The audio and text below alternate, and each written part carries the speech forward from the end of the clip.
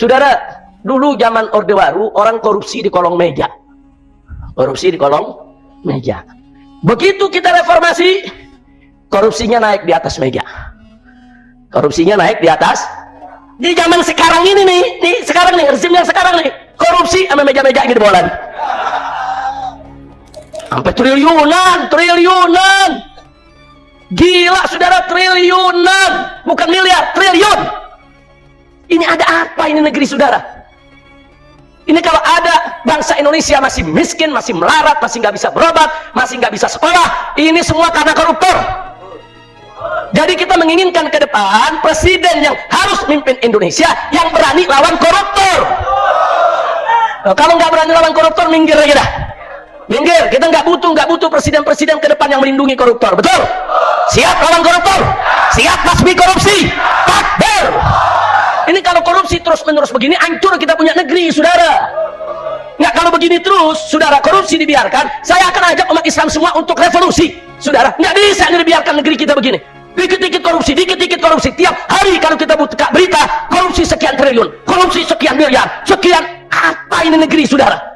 Polisi kita punya, KPK kita punya, jaksaan kita punya. Saudara, ada apa ini korupsi bisa membabi buta, merajalela sedemikian rupa? Apa kita tidak punya pemerintahan? Apa kita tidak punya orang yang punya wewenang untuk mengatasi itu? Udah korupsi banyak, membasminya pakai pilih-pilih lagi. Oh, dia korupsi nih, ini lawan gue, dijeblosin. Oh, dia korupsi, dia kawan gue, nggak dijeblosin. Harun Masiku bertahun-tahun nggak ketangkep. Kacau tidak? Kacau tidak? Ada partai gudang koruptor nggak dibubar-bubarin. Giliran FPI anti korupsi bubar. Kacau tidak? Yang nggak korupsi dibubarin, partai sarangnya koruptor nggak dibubarin. Kacau tidak? Ini namanya pemberantasan korupsinya pilih. Kalau begini mau beres nggak nih? Mau bisa beres nggak kalau begitu caranya? Ayo revolusi lawan korupsi semua. Ayo revolusi lawan korupsi. Ayo revolusi lawan korupsi. Lagi ayo revolusi lawan korupsi. Takbir, Allahu Akbar. Sallu ala Nabi. Ada yang nanya di belakang, Habib apa nggak ditangkap lagi? Nah, gua menangkap koruptor. Kenapa jadi kita mesti ditangkap? Betul? Berarti kalau saya ditangkap lagi, yang nangkep korup. Ah, udah. Emang kita lagi nyari mana musuh datang, ganyang. Siap lawan koruptor. Siap lawan koruptor. Lu jangan sekarang bilang siap, gua ditangkap lagi, lu diem. Gimana Bang Muhammad? Iya, begitu suara Habib. Begitu Habib ditangkap, ya untung Habib doang yang ditangkap. Subscribe media-media Islam daripada kita subscribe media-media maksiat.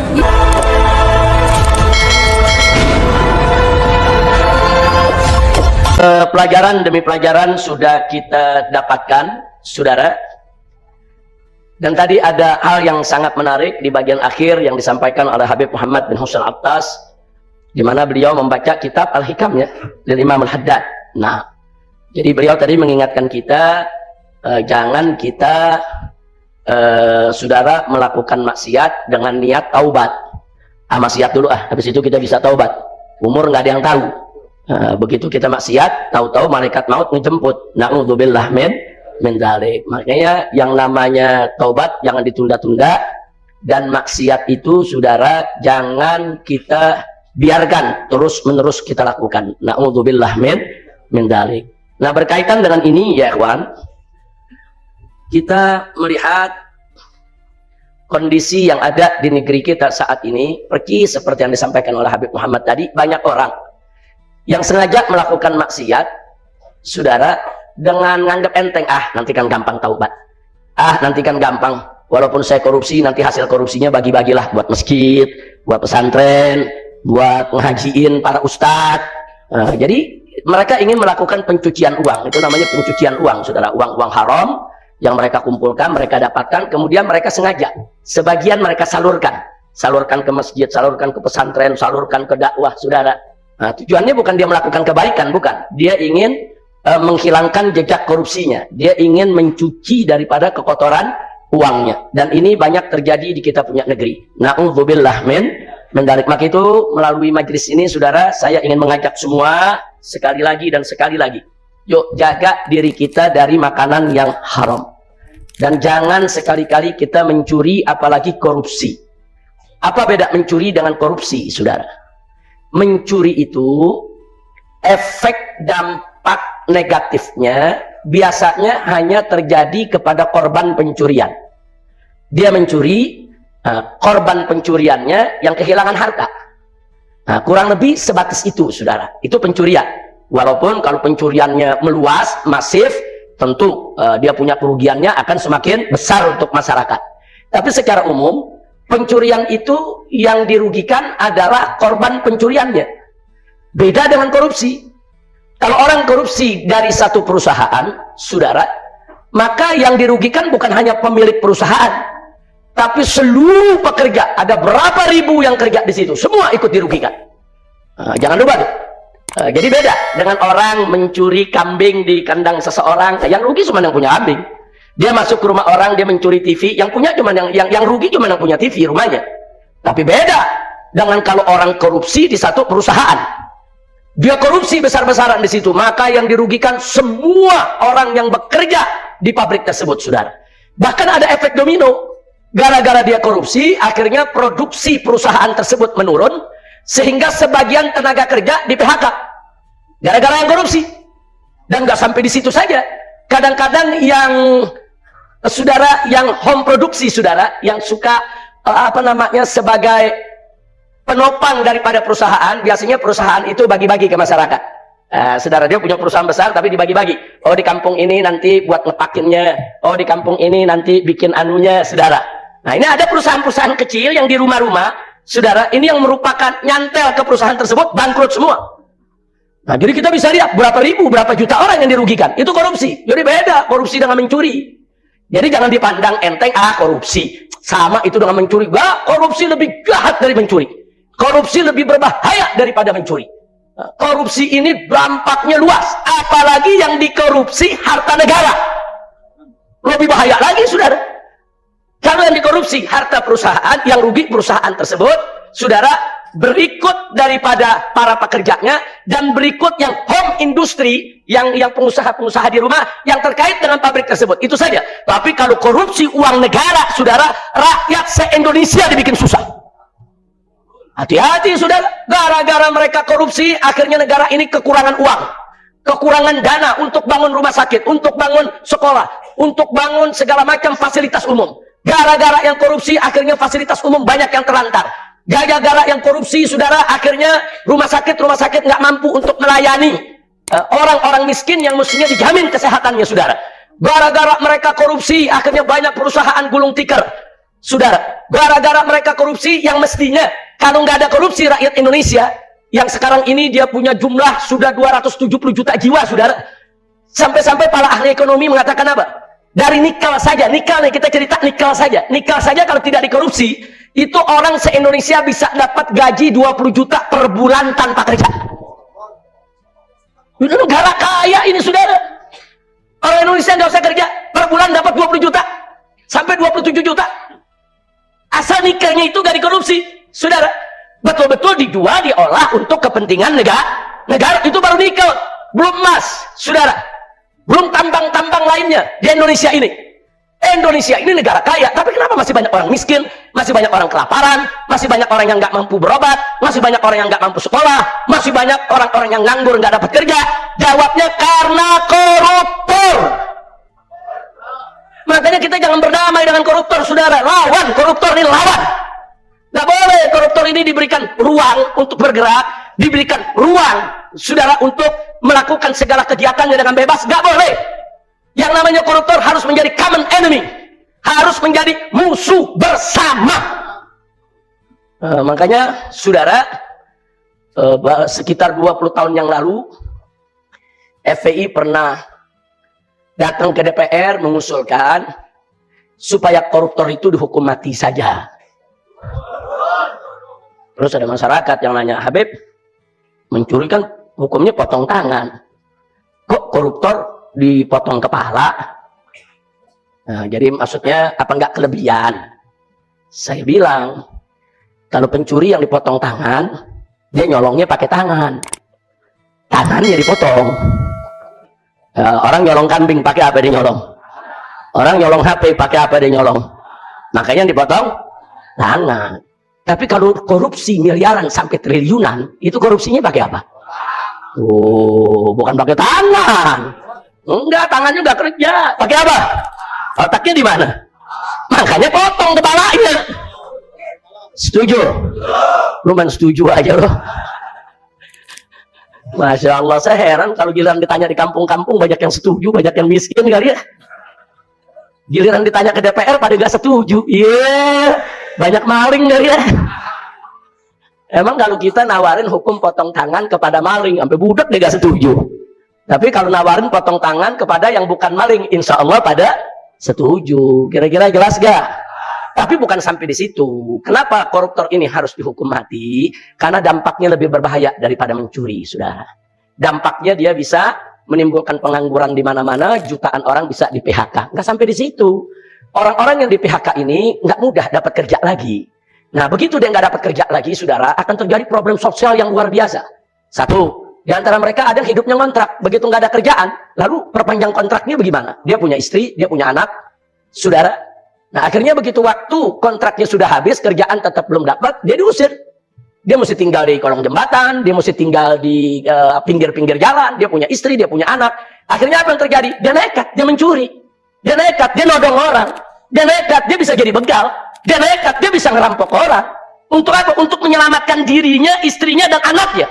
Gara-gara korupsi, akhirnya apa? Begal di mana-mana, pembunuh di mana-mana, penodong di mana-mana, pencuri di mana-mana. Ini problem sosial yang sangat berbahaya, saudara.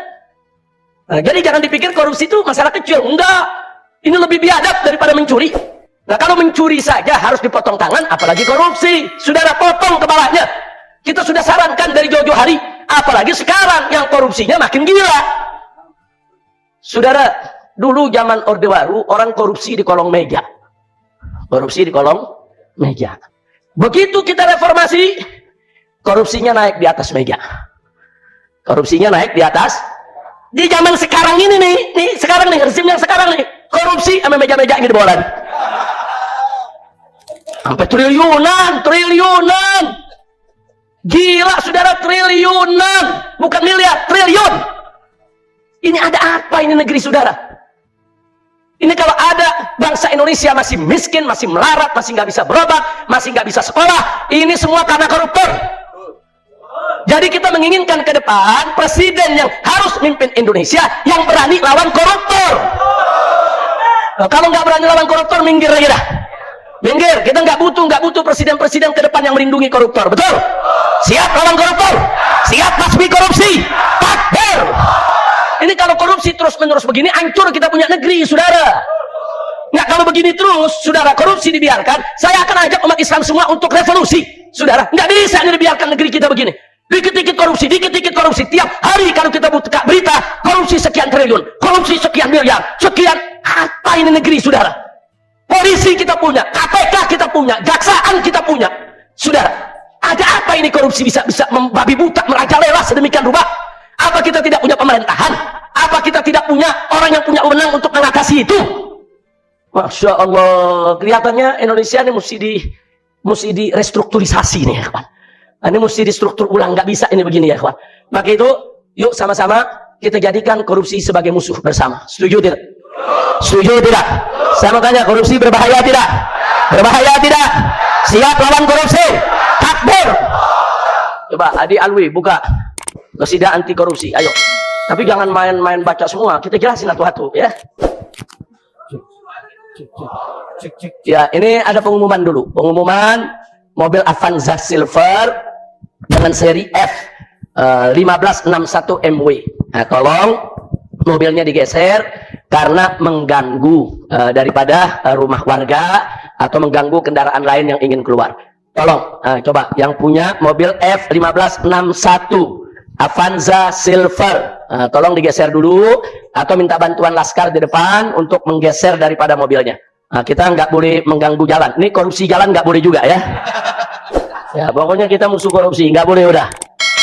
Baik, halaman berapa? Ini Adi Alwi 180. Baik, sama-sama kita baca qasidah anti korupsi. Setuju? Setuju. Semangat, mesti semangat. Jangan anti korupsi terus lemah. Ya, nanti kalau ada ayo kita bangkit membasmi korupsi itu mesti bareng-bareng, rame-rame. Setuju? Setuju. Ayo semua. Sholli wa sallim daiman ala Ahmada. Sholli wa sallim daiman ala Ahmada. Wal ali wal ashabi man qad wahada. Wal ali wal ashabi man qad wahada. Islam agama yang bersih lagi suci, umatnya dilarang berbuat mencuri, apalagi korupsi lebih jahat lagi. Semua ayo kita bangkit membasmi korupsi. Sholli wa sallim daiman ala Ahmada.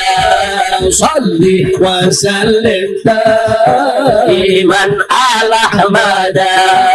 Wal ali wal ashabi man qad wahada. Wal ali wal ashabi man qad wahada. Udah korupsi banyak, membasminya pakai pilih-pilih lagi. Iya. Oh, dia korupsi nih, ini lawan gue, dijeblosin. Oh, dia korupsi, dia kawan gue. Nggak dijeblosin. Harun Masiku bertahun-tahun nggak ketangkep. Kacau tidak? Kacau tidak?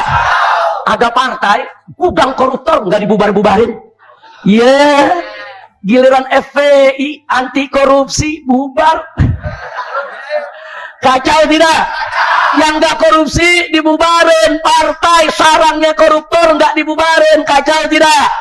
Ini namanya pemberantasan korupsinya pilih. Kalau begini mau beres nggak nih? Mau bisa beres nggak kalau begitu caranya? Nggak bisa. Bagaimana Indonesia diberkahi kalau pejabatnya banyak yang korupsi, memberantasnya pun hanya pilih-pilih. Ayo kita bangkit membasmi korupsi. Sholli wa sallim daiman ala Ahmada. Sholli wa sallim daiman ala Ahmada. Wal ali wal ashabi man qad wahada. Wal ali wal ashabi man qad wahada. Oh, ada yang bilang Indonesia nih jadi negara miskin karena banyak subsidi. Subsidi BBM cabut, subsidi kesehatan cabut, saudara. Subsidi pendidikan cabut. Giliran subsidi sawit buat oligarki triliunan. Kacau tidak? Kacau tidak? Mestinya subsidi sawit buat perkebunan sawit oligarki itu yang dicabut, betul? Bukan subsidi kesehatan rakyat kecil yang dicabut, bukan subsidi pendidikan yang dicabut, bukan subsidi BBM yang dicabut, betul? BBM subsidinya dicabut, aneh BBM naik, saudara. Giliran mobil listrik, motor listrik yang punya pabriknya menteri dikasih subsidi. Subsidi itu buat orang miskin, bukan buat menteri, betul? Saya tanya, kacau tidak? Kacau tidak? Kacau tidak? Jadi sebetulnya Indonesia bangkrut bukan karena korupsi, bukan karena subsidi, tapi karena korupsi. Nggak ada subsidi bikin negara bangkrut, nggak ada, saudara. Dari dulu, dari zaman Soeharto ada subsidi, betul? Dari zaman SBY juga ada subsidi, betul? Ada negara bangkrut? Nggak ada. Ini subsidi dicabut-cabutin, utang sabrek-abrek. Melek bangun tidur, yang dipikirin kapan gue cari utang lagi. Utang, saudara. Astagfirullahaladzim. Kacau tidak? Kacau tidak? Jadi Indonesia bangkrut karena subsidi atau karena korupsi? Yakin? Negeri RI bangkrut bukan karena subsidi, bukan juga karena luasnya negeri, tapi negeri bangkrut karena korupsi.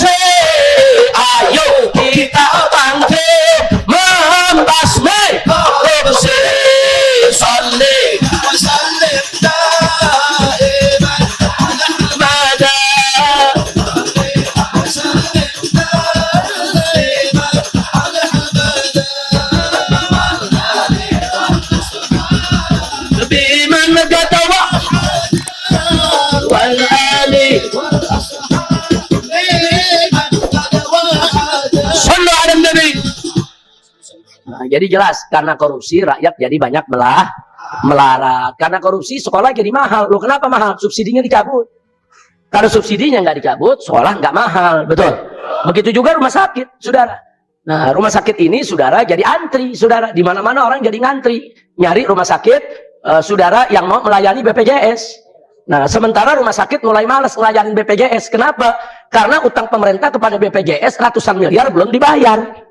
Nah, rumah sakit mikir, kalau kami terima orang miskin, nggak bayar, pemerintah juga nggak kasih subsidi, ya bangkrut dong rumah sakitnya. Nah, kalau rumah sakitnya bangkrut, kan rakyat lagi yang susah, betul?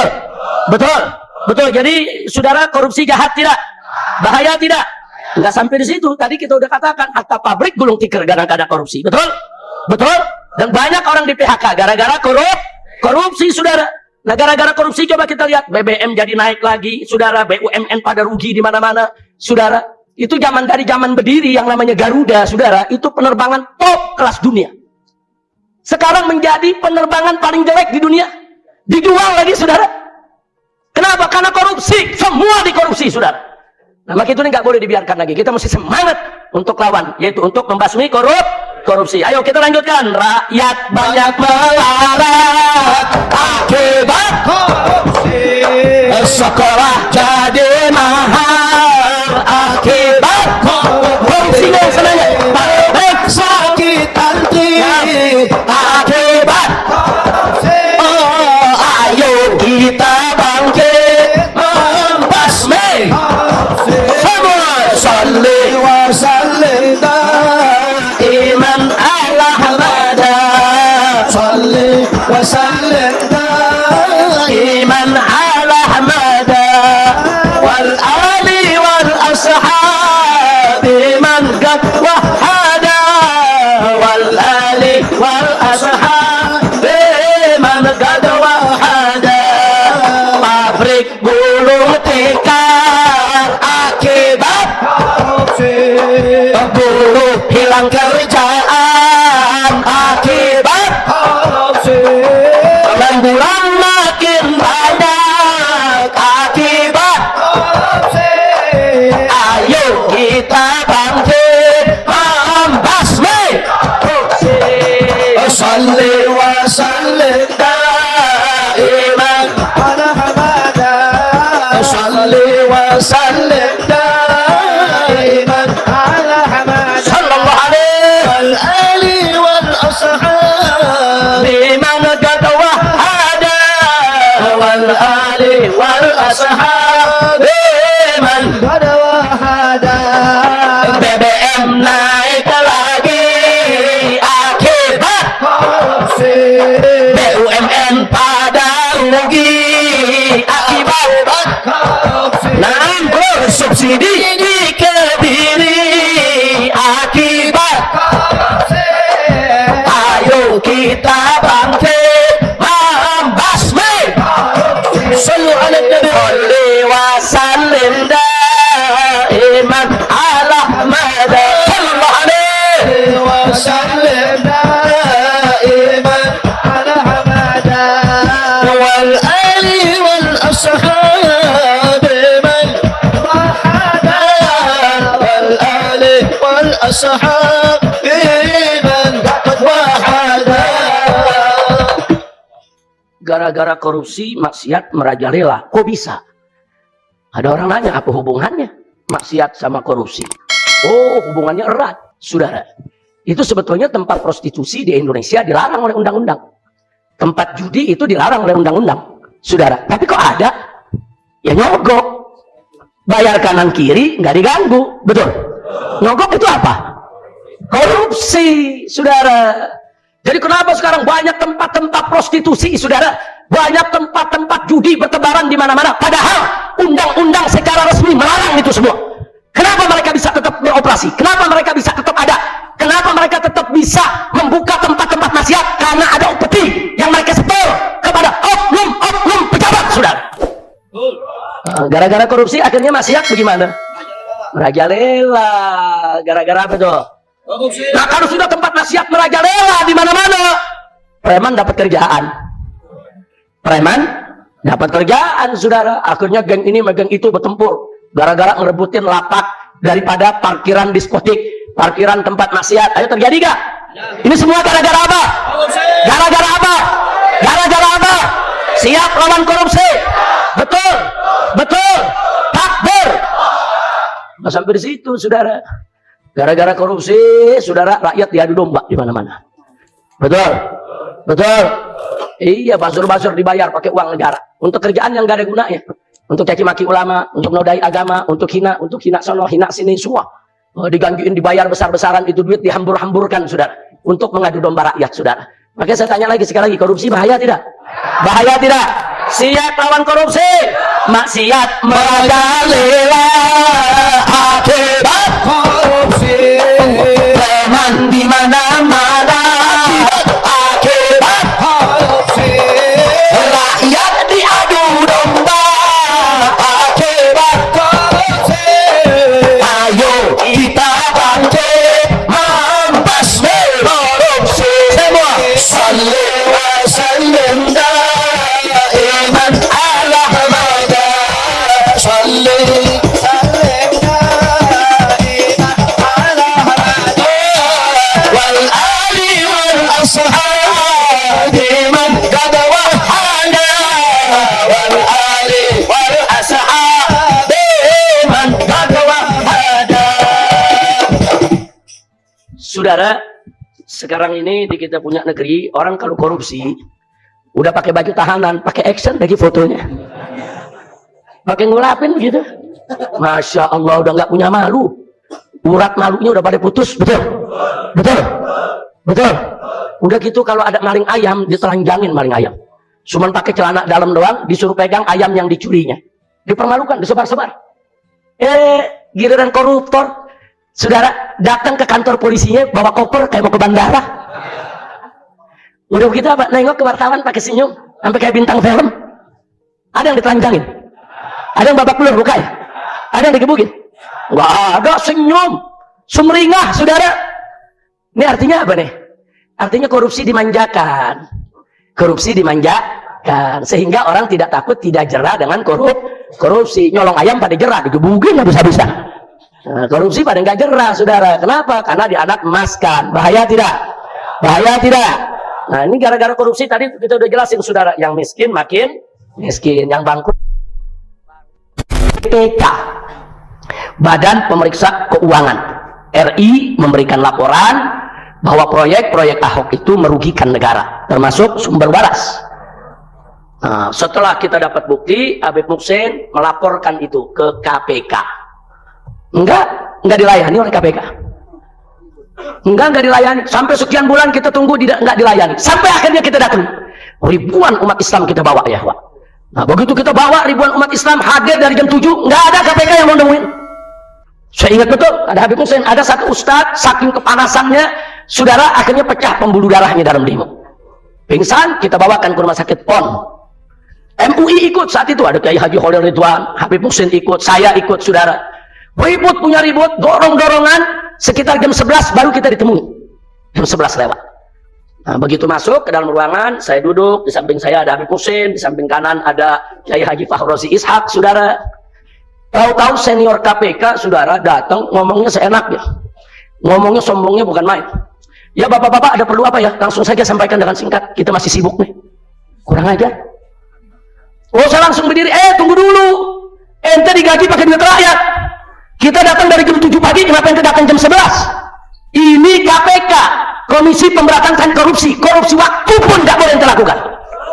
Jadi ente jangan bicara dulu di sini. Ini semua ulama-ulama tua, ini semuanya ada dari MUI, kita sebutkan satu-satu. Ente kurang ajar.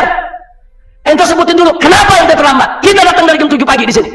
Kenapa sudah mau jam 12 siang baru anda datang kemari? Oh, kemudian dia gebrak meja. Oh, jangan begitu, ada apa? Oh, dia gebrak meja, kita angkat kursi. Untung dipegang sama Habib Muhsin. Kita angkat kursi, kita tuding, jangan kita pikir kita takut, enggak. Kemudian apa? Dia perintahkan petugas yang kanan kiri, rekam ini kurang ajar ini rekam. Makin jadi, lu rekam, awas lu nggak rekam. Awas lu nggak rekam, rekam, ente kurang ajar. Ente tidak tahu diri, ente korupsi waktu, ente mau melindungi Ahok. Itu kejadian, saudara. Saya mau maju, saya mau ambil kursi, saya mau lempar itu kursi di depan. Dia pikir kiai nggak bisa angkat kursi kali. Ya bukan, karena ada kiai yang pecah pembuluh darahnya, bawa ke rumah sakit, semua dijemur, kita hampir bentrok dengan polisi. Kapolresnya kita panggil, Pak, kita jangan mau diadu domba sama mereka. Jadi waktu Kapolres ngadep, kata pimpinan KPK, Pak, itu kan urusan polisi, usir aja mereka. Enak betul. Kan mereka digaji dengan uang rakyat. Saya masih ingat, saudara, saat itu yang menerima kami salah seorang komisioner KPK, namanya Saud Situmorang, saudara. Wah, kalau sekarang dia mengkritik KPK dulu, karena udah nggak di KPK. Enggak, saudara, nggak dilayani. Nah, jadi Ahok bukan kita nggak laporkan, kita laporkan, saudara. Rekamannya di YouTube masih ada sampai sekarang, saudara. Nah, kalau nggak ada Habib Muhsin, kursi melayang juga tuh. Habib Muhsin ini baiknya luar biasa dia, melindungi KPK.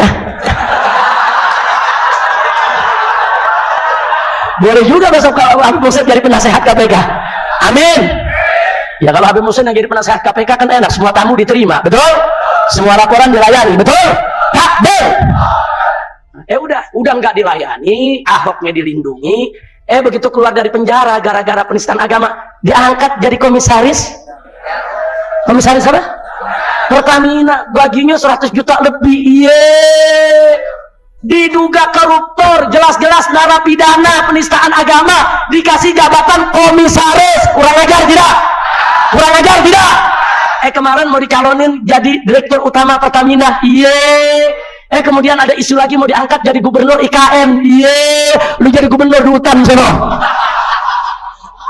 Astagfirullahaladzim. Enggak, saya mau tanya, narapidana, saudara, narapidana penistaan agama, diduga korupsi miliaran, diangkat jadi pejabat, ngawur tidak? Mestinya koruptor itu cepaskan ke penjara, bukan diberikan jabatan, betul? Berarti saya mau tanya, ini negara udah kacau belum? Kacau tidak? Perlu revolusi lawan korupsi, perlu tidak? Siap revolusi lawan korupsi? Takbir.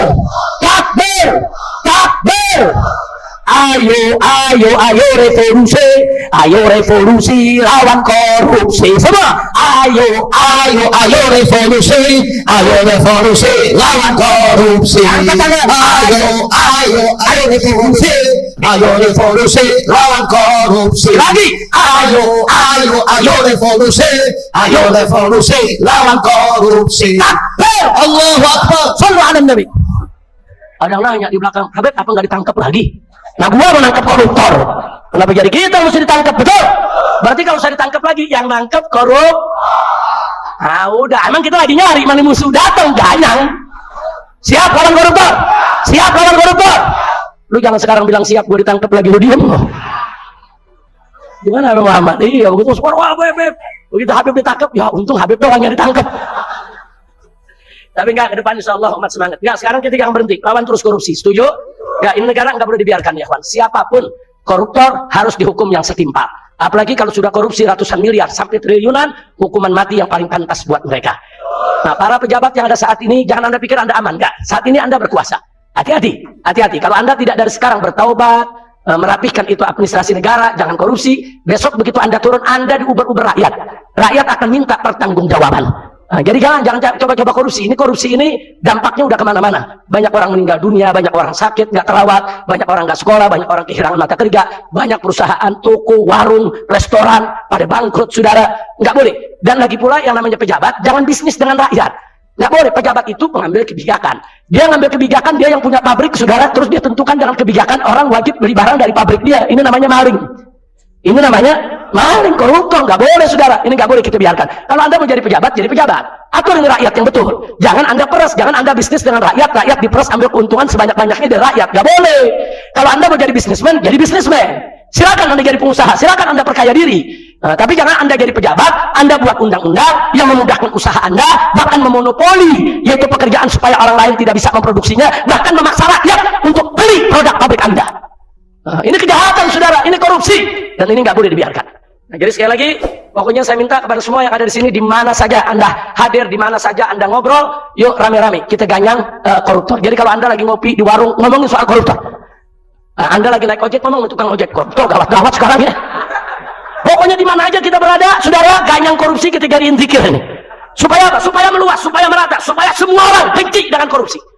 Lagi naik ojek nih, Bang, tahu gak ente kenapa jadi tukang ojek? Kenapa? Banyak koruptor.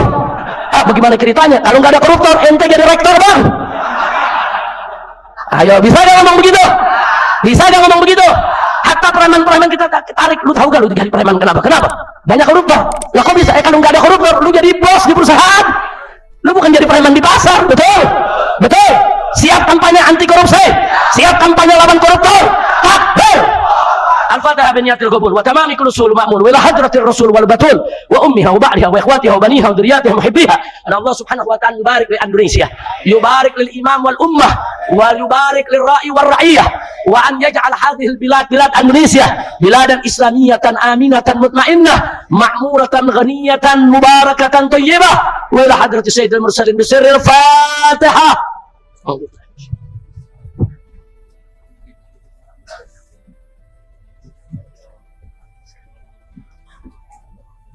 Taqabbalallahu minna wa minkum wa taqabbal ya karim.